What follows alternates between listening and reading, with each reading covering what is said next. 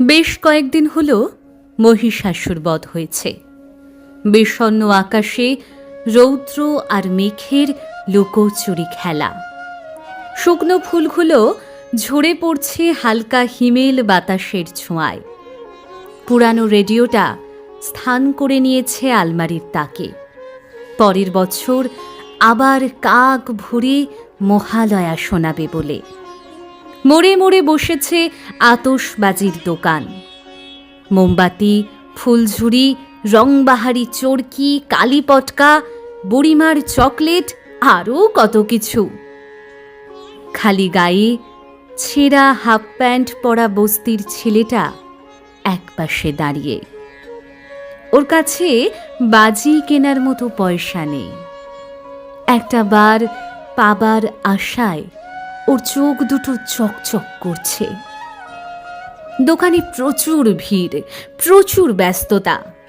তারই মধ্যে কেউ একজন বলে উঠল, ভিড় করিস না তো, যা যা এখান থেকে যা, এখন যা এখান থেকে, কেন যে আসিস তোরা। ছেলেটা বিষণ্ণ মনে চলে গেল। খোলা ছাদে দুপুরের রোদে বাজিগুলো প্রস্তুতি নিচ্ছে রাতের আকাশটা আলো করবে বলে। কেউ বা হাতে নিয়ে দেখছে কতটা গরম হয়েছে বাজিগুলো।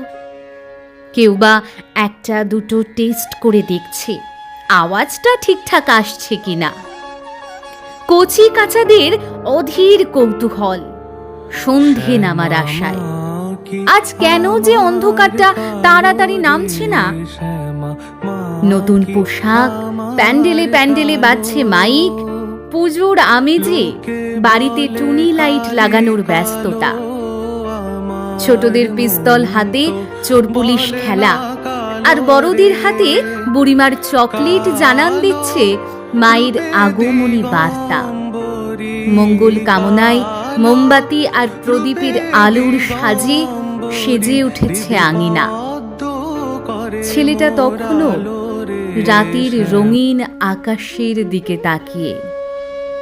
একটি বাজিও হাতে পায়নি। মা বলেছে পরের বছর কিনে দেবে। রাতের অন্ধকারে ওর ফ্যাকাশে মুখটা ম্লান হয়ে গেল রংবাজি আর শব্দবাজির হুঙ্কারে। ভোরের আলোটা তখনও ফোটেনি। ছেলেটা আধঘুমো চোখে ছুটল ফেটে যাওয়া ফটকা বারুদগুলোর কুড়োতে। একটা না ফাটা পটকা যদি পাওয়া যায়। বছরের পর বছর হয়তো এই কুড়ানো বারুদেই এমনি ভাবেই ফিরে আসবে ওদের খুশি। আজ তবে গল্পটা এইটুকুই থাক।